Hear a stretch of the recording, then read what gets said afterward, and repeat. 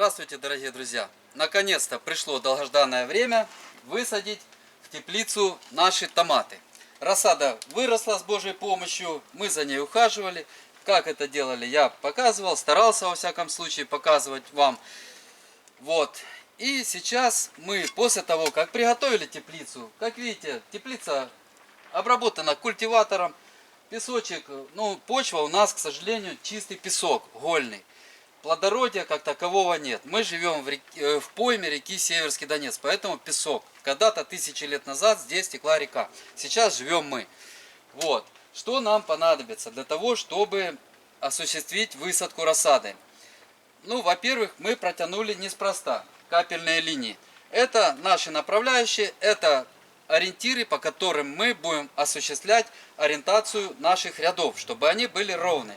Можно сейчас прокапать, включить систему, прокапать, убрать эту ленту, и по точечкам воды мы будем видеть, где ровно центр нашего ряда. Но поскольку именно вот на этой половине теплицы мы будем садить низкорослые томаты, схема посадки у них весьма отличается от высадки высокорослых, которые будем на другой половине теплицы мы высаживать, высокорослые и среднерослые. Здесь же мы садим в два ряда по следующей схеме. Я делаю всегда, перед тем, как осуществлять высадку, мерочку, чтобы не сбиться, не с рулеткой бегать и более точно отмерять расстояние. Итак, отступаем от кран-стартеров, которые мы с вами монтировали когда-то, эту систему я показывал. Вот. И делаем наметки. Поскольку два ряда, полив будет осуществляться всего-навсего одной лентой. Но в принципе растения будут располагаться от ленты на расстоянии приблизительно 10 сантиметров каждая. Корневая система у томата мощная, проливая, прокапывая по центру.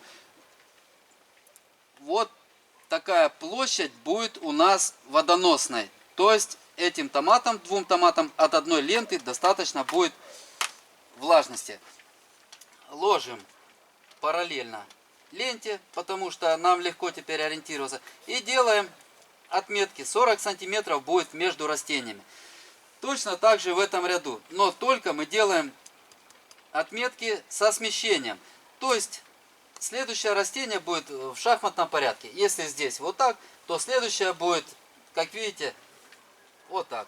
И сейчас я вам продемонстрирую просто, как мы это делаем, друзья. Сильно к краю не надо делать. Почему? Потому что растение все-таки будет мощно, оно разветвится, распустится. И понятное дело, что оно даже выйдет немножко за магистраль. Почва чуть-чуть у нас, конечно, такая сыпучая. Возможно, у вас другая, более интересная почва для высадки. Делаем луночку, буквально небольшую щепоточку нитромофоски.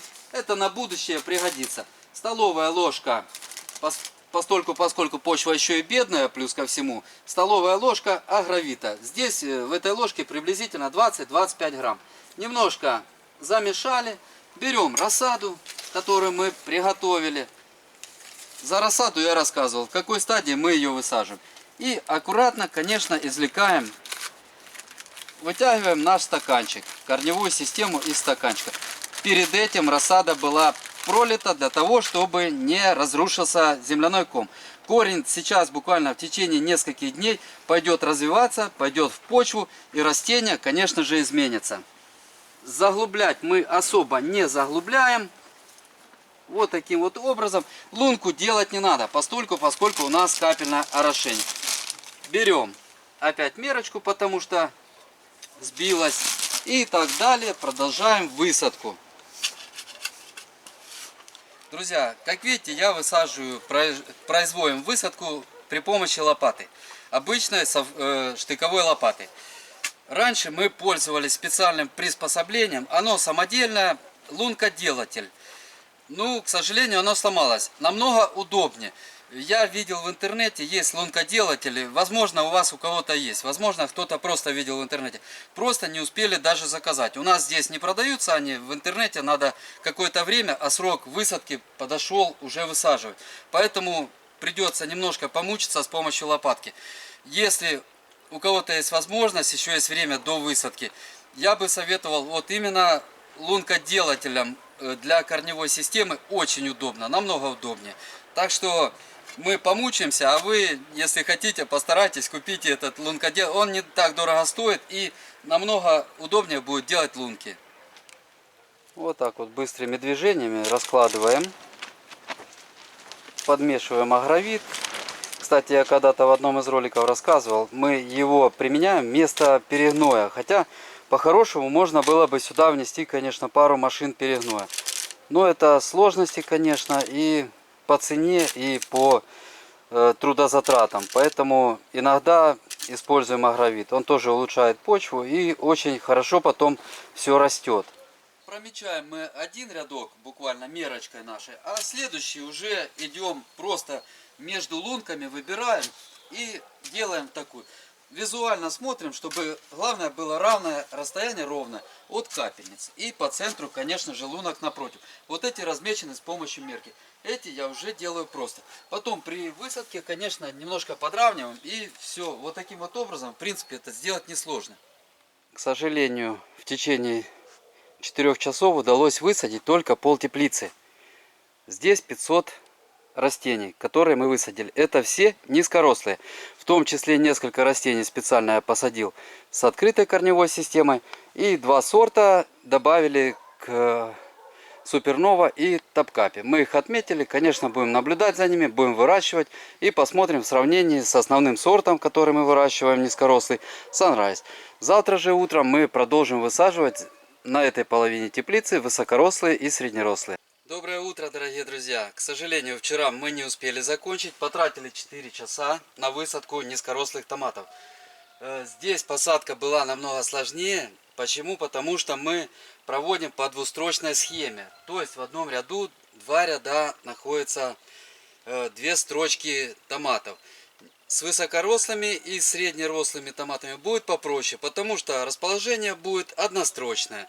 То есть в 2 раза будет меньше растений, чем находится здесь, на низкорослых посадках. Все отличие по высадке между низкорослыми и высокорослыми, это, как я уже сказал, расположение ряда однострочное и расстояние между кустами 45 сантиметров.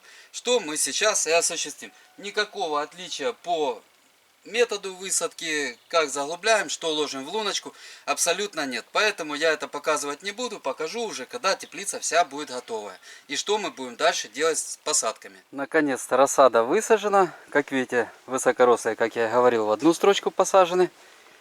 Капельница включена, сейчас они хорошо прольются. Давление поддерживаем нормальное, чтобы только-только капельница прожималась. Потому что больше накачивать ленты не надо. Могут полопаться. Тут надо соблюдать, конечно, аккуратность. Вот. Здесь высокорослые, среднерослые у нас. И вот здесь посажены в 2 ленты, 2 строчки, низкорослые томаты. А орошаться они будут 1 капельной лентой. Вот таким вот образом. Ну и как последний штрих, если заметили, то мы делаем мульчирование. Ну, в данном случае сосновой хвоей. Кто-то, может быть, предпочитает чем-то другим мульчировать. Разницы особой нет, каждый решит для себя сам, чем мульчировать. Но зато, что нам даст мульча, мы не будем между томатами, когда они станут взрослые. Возможно, сомкнуться листьями. Невозможно, а, конечно, сомкнуться. Потому что именно этот сорт у нас достаточно мощное растение будет. И очень неудобно будет, конечно, с тяпочкой проводить рыхление.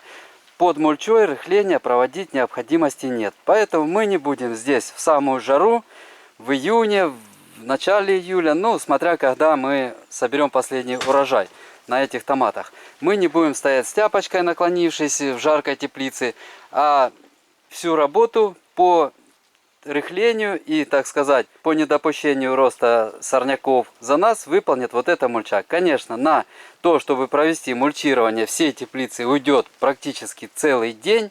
Но мы потратим всего лишь 1 день. 1 день, и мы забудем, что такое борьба с сорняками между растениями. Особенно, когда они будут подвязываться. Среди веревочек, тяпочкой неудобно, зацепляешься, можно вырвать растение. В общем, вот, друзья, как-то так. Ну, междурядье мы не мульчируем. Междурядье, в принципе, проблем нет. Пробежать, прополоть, порыхлить. Вот. Ну, конечно, можно еще мульчировать агроволокном черным. Но вот это самый бюджетный вариант, поэтому мы как бы его и используем. Дорогие друзья, вот закончен следующий этап по выращиванию томатов. Первый этап у нас был, конечно, выращивание рассады. И второй важный этап — это высадка в теплицу. Сегодня мы закончили высадку, они будут расти. Следующий этап у нас будет, конечно, но это отдельные будут видео, отдельные разговоры. Это и подвязывание, это и уход за ними, и прищипывание, и посынкование, конечно же, и регулирование роста плодов, как чтобы они не жировали. Я все это обязательно постараюсь рассказывать. Спасибо всем, кто досмотрел это видео до конца. Желаю вам хороших урожаев. Ну, кому понравилось видео, конечно, ставьте лайки. Кто не подписался, подписывайтесь. Впереди много интересных, действительно интересных видео. Всего вам доброго, до свидания, до новых встреч.